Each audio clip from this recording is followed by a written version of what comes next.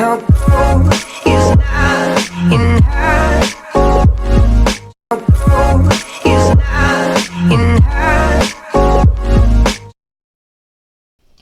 Assalamualaikum warahmatullahi wabarakatuh. Halo anak-anak tangguh dan hebat. Kembali lagi dengan Miss Indri dalam belajar daring bahasa Indonesia. Kali ini kita akan mempelajari tentang struktur dan pola pengembangan isi teks deskripsi dan juga ciri kebahasaan pada teks deskripsi. Kompetensi dasarnya adalah kompetensi dasar 3.2 dan kompetensi dasar 4.2. Baik, langsung kita mulai saja ya. Simak baik-baik penjelasan berikut ini. Tapi sebelumnya, jangan lupa subscribe channel ini ya.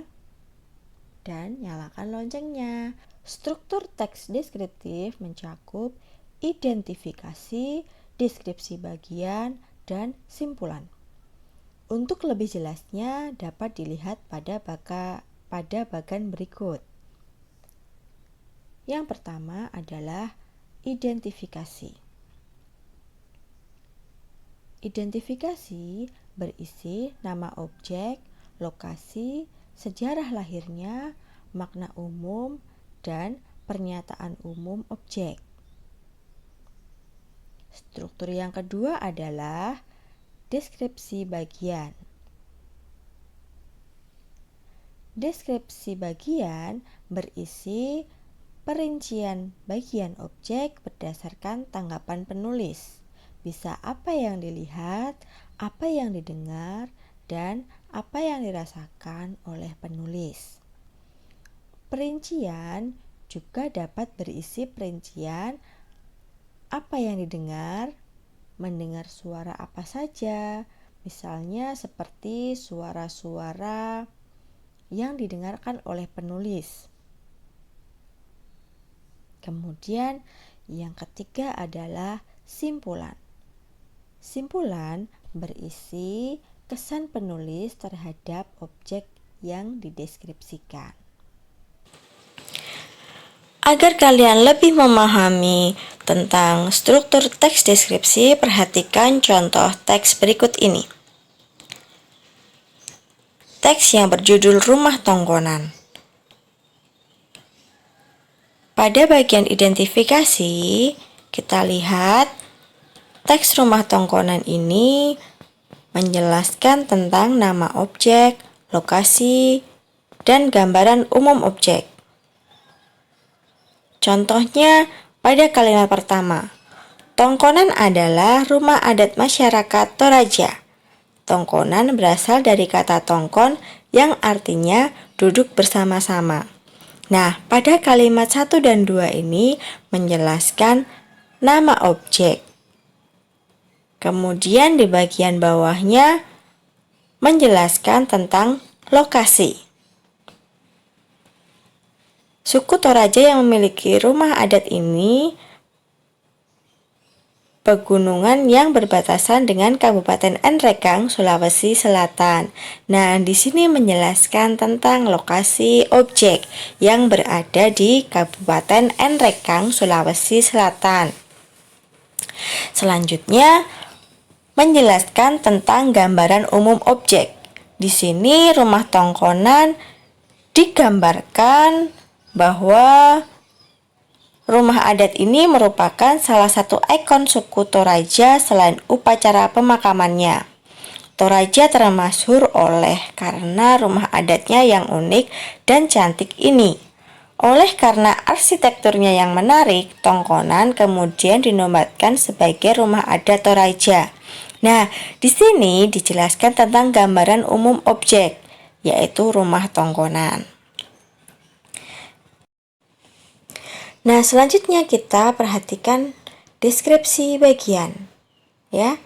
Baik, pada deskripsi bagian ini menjelaskan tentang bahan kayu, ukiran rumah, dan hiasan atap rumah. Nah, coba kalian perhatikan bagian ini.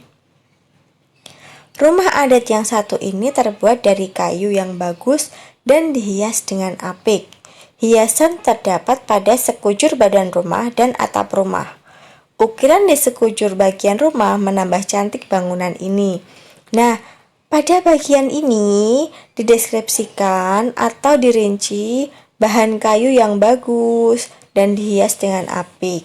Kemudian ukiran rumahnya ada di sekujur bagian rumah yang menambah cantik bagian rumah ini. Deskripsi bagian juga merinci tentang hiasan atap rumah. Jadi deskripsi bagian ini memerinci objek yang diperinci berdasarkan tanggapan subjektif penulis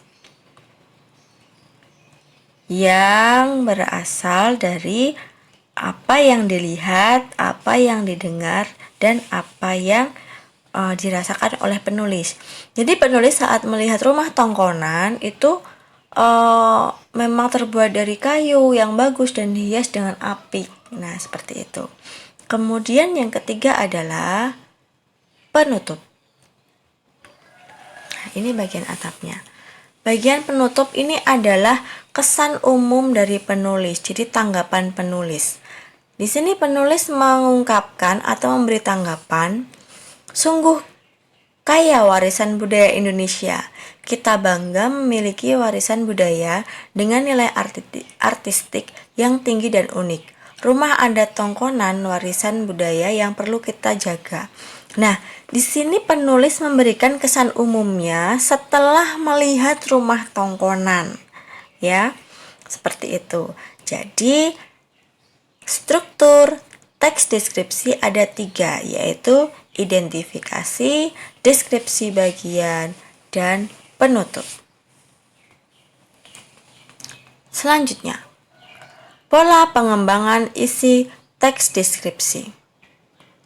Pola pengembangan isi teks deskripsi ada 4 macam. Yang pertama yaitu deskripsi bagian berdasarkan ruang. Deskripsi bagian berdasarkan ruang ini berisi perincian bagian-bagian ruang objek yang dideskripsikan. Misalnya nama ruang, bagian ruang, atau ciri-cirinya. Misalnya, penulis mendeskripsikan pintu masuk, bagian tengah, dan bagian belakang dari objek.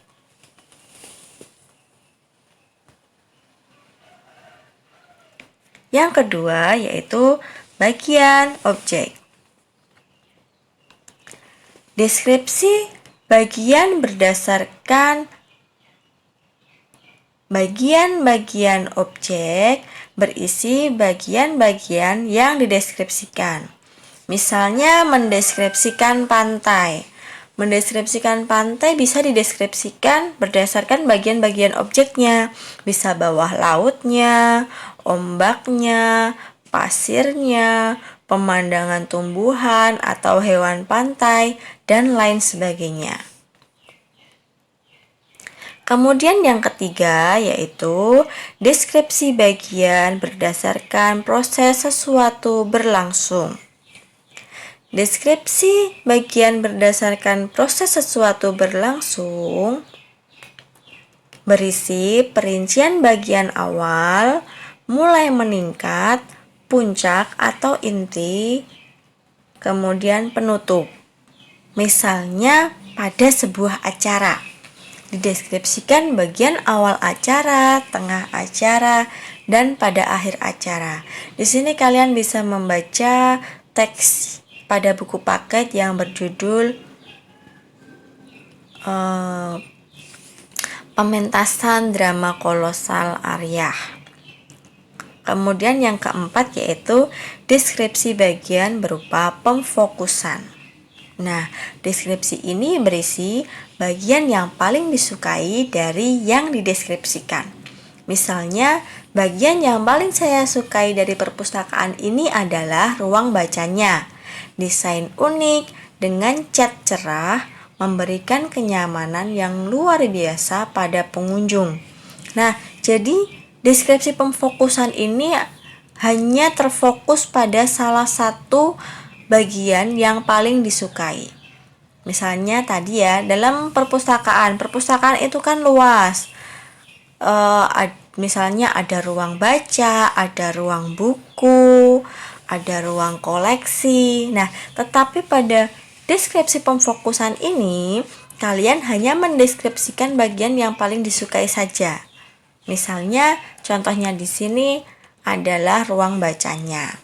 Nah, itu adalah penjelasan pola pengembangan isi pada teks deskripsi.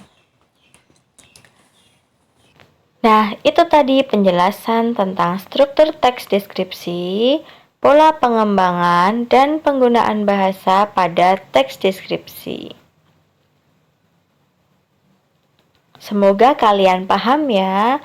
Apabila ada yang belum paham, silahkan tanyakan di kolom komentar. Dan jangan lupa sekali lagi subscribe, like, dan komen video ini jika memang bermanfaat untuk kalian. Saya akhiri. Wassalamualaikum warahmatullahi wabarakatuh. Terima kasih. Sampai jumpa pada video pembelajaran selanjutnya.